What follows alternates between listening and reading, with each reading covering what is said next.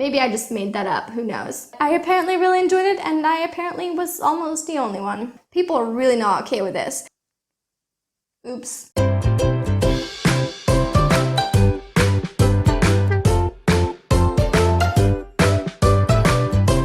guys, it's Suri, so welcome back to my channel. If you have watched my recent videos, you might have seen that I recently did a video on some books that I personally really didn't like, but according to Goodreads, a lot of people really did like. So I looked at the 10 books that had the highest average rating that I only gave about 1 or 2 stars to. Today, we're gonna flip things around and actually look at the 10 books that I personally rated 4 or 5 stars, but had the lowest average ratings on Goodreads.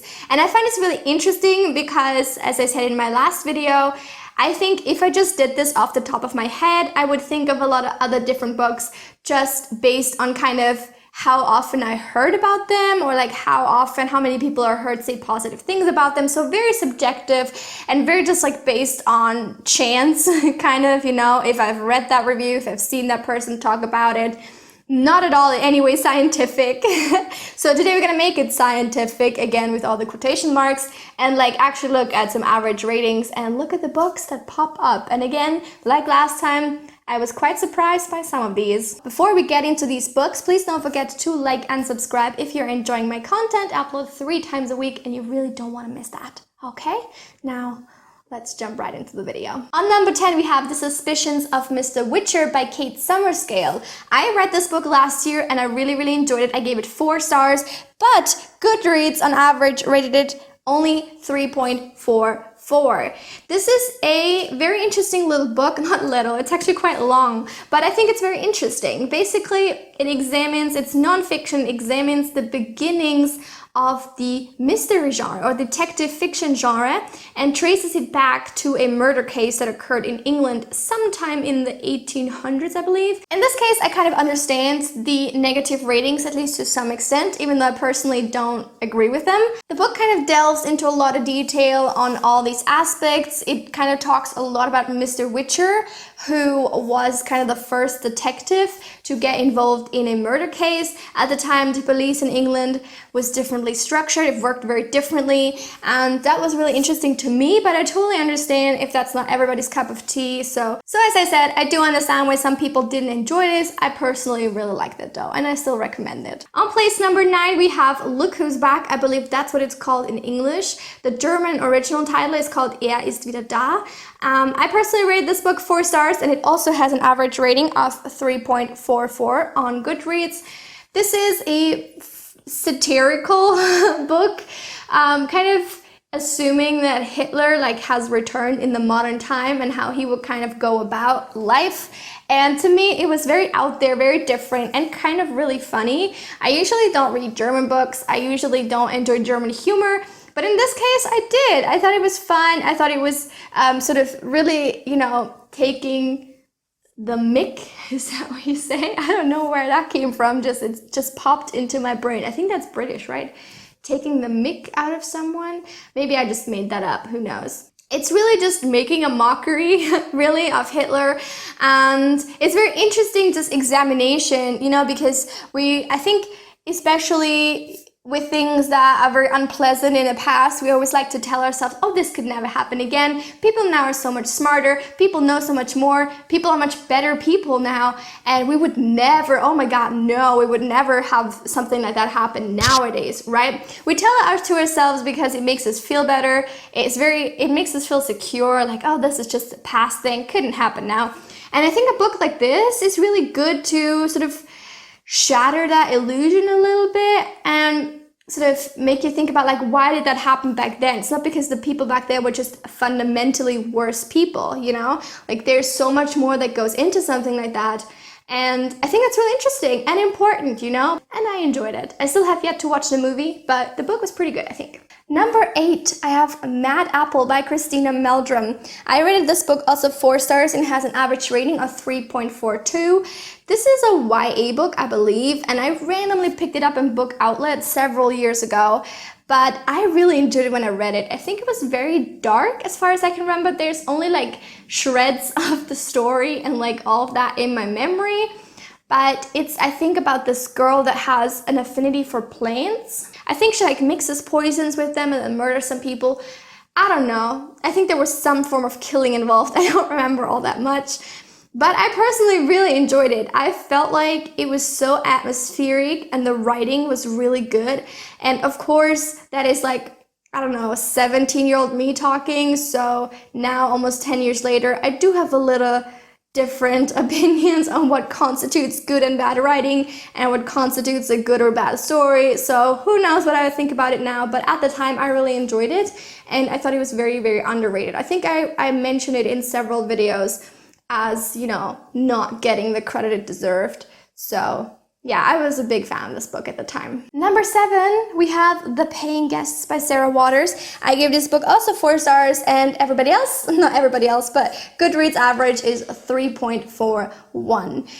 This is a book that's set, I believe, in the early 1900s in England, and it's about a young woman living with her mother, and because they're running out of money, they're having to take on lodgers, so this young married couple moves in with them, and then the daughter in the house kind of starts a relationship with the wife of the couple. And it's a really long book, considering it's not that out there of a story. Like, it's not fantasy, it doesn't need a ton of world building. But I really enjoyed it. I thought it was written very well, and I really enjoyed the romance between these two characters. I don't know, it just was a good story, I think. So I don't really know why people didn't like it. Maybe it's because it is so long, and like in the grand scheme of things, not that much happens. But that's okay. I really enjoyed it, and I would still recommend it. Number 6, we have Every You, Every Me by David Levithan. I gave this 4 stars, and it has also an average rating of 3.41. This is a book I solely purchased because of the David Levithan hype on BookTube at the time. I don't really remember much about this book, to be honest. I think it had something to do with like pictures. I think there was some element of pictures somewhere in this book, but I genuinely don't know more than that. I don't know why I enjoyed it. I don't know anything anymore, so can't really speak to this one, but I apparently really enjoyed it, and I apparently was almost the only one. On spot number 5, we have a book that I already knew was gonna come up on this list, and I just know that this is a book that splits the waters, that you either love or you hate. There's really no in between, I think. So again, I'm not surprised. But that is I'm Thinking of Ending Things by Ian Reid, the first book I rated 5 stars this year, after like 2 months of having no good books in my life at all, or no outstanding books in my life at all. And the average rating of this is 3.38, so decidedly lower than my glorious 5 stars. This is a psychological thriller that I really wouldn't say much about. I think you just have to go and read it for yourself. It's very short. You don't need to know anything to go into it. Just pick it up and read it, and then, you know, you will know why people feel so strongly about this. I just personally felt like it was written very well. It was very atmospheric. I was very like on my toes throughout the entire book. I couldn't put it down. And then towards the ending, when realization slowly set in, I just really enjoyed that whole process. I thought it was so clever and so smart and very well done, and just, for me personally, exactly my cup of tea. Like, I love psychological thrillers that just mess with your mind, and that's exactly what this book did. So highly recommended. I still recommend at least trying it out and seeing where you fall on the spectrum. Number 4, we have another book that I can't really say much about because I absolutely remember nothing of this plot, and that is Little Bones. I can't also remember the title, the author right now, I'm sorry. But I rated this book 4 stars, and other people rated it on average 3.38, so yeah, it's not that great. But yeah, I do not remember at all what this one was about. I think I read it while I was in England. I borrowed it from the library there, I think. And yeah, who knows? Who knows anything else? I don't, certainly I don't. Number 3, we have a book that I was kind of also expecting somewhat to be on this list, that I probably would have put on this list if I were to make it myself. That is Not That Kind of Girl by Lena Dunham. I rated this book 4 stars, and the average rating is 3.3. So people are really not okay with this. I read this book and I bought this book while watching, or like when I think Girls was still on, this TV show that Lena Dunham has created for herself. And at the time, I was a big fan of Lena Dunham as a person. I found her different and, you know, very honest and frank, and that was appealing to me. And I really liked just the show itself. I thought it was fun, and the people were all crazy, but I still really enjoyed it. I enjoyed sort of watching it and getting drawn into all their crazy life, because I knew that was never gonna be anything that I was remotely interested in doing. So that made it more appealing to me even. I really enjoyed this book itself because, again, she's very honest, she's very frank, and she's just all out there with like all the crazy shit in her life. And I know some people, if I remember correctly, there's like some very controversial parts in the book that people didn't agree with. And I think that that's why it has so many low ratings. I don't know, it might be other things as well. You know, that's very weird, the things that she has done in her life. Some of the things are very, very weird.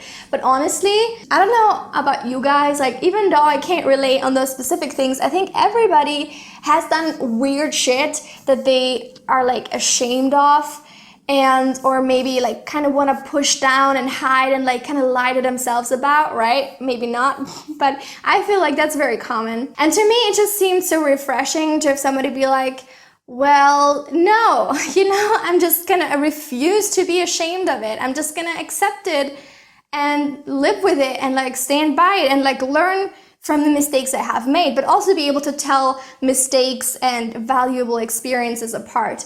And yeah, I just found that aspect very interesting. I'm not a fan of her as a person anymore. I think she's said and done some very controversial things. She's very extreme in her opinions, and I don't really like people that are very extreme on the political spectrum either way.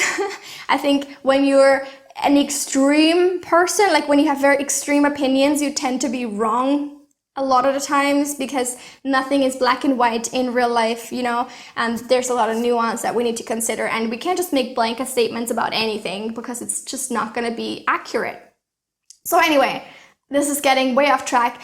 I am not a fan of her anymore, but at the time I really enjoyed this book and I enjoyed the show Girls, even though it's unwatchable for me now, like years later. I'm like, can't rewatch that ever again. It was kind of shit at times, but I liked it at the time, so I gave it this rating.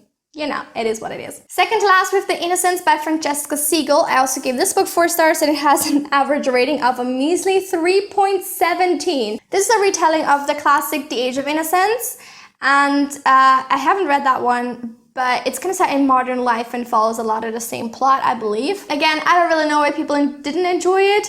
I don't even really remember why I enjoyed it, because I can't remember what it was about.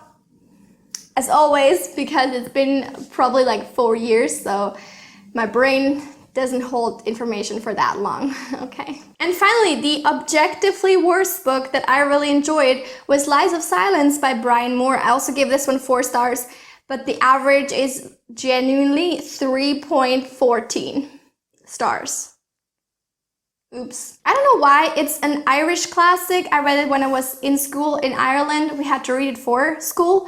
But I really enjoyed it. It's about the, what is it about? I think it's about like terrorist attacks in Ireland from the IRA. And I just really enjoyed it. It was I think the first time I was really confronted with that situation, because obviously didn't grow up in Ireland, didn't really know a lot about that at the time, and I thought it was really interesting, very well written. I enjoyed it. But I think because a lot of people had to read it for school, I imagine there were a lot of people who just don't really like reading in general, or, you know, didn't like this book at the time of reading it, so they rated it low. I imagine that's it. I don't know what else it could be, genuinely. If you have read it, let me know if you enjoyed it or not, and why, because I think it's really interesting to try to figure out why certain people, or why a lot of people don't like certain books, and why they do like other books. Would be interesting to know. But that is it for this video. These are the top 10 books that I enjoyed that other people hated. I hope that you enjoyed this video and didn't hate it. Please leave a like and subscribe to my channel. I upload every Tuesday, Friday, and Sunday, and I hope to see you very soon for another video. Until then, have a lovely week. Bye!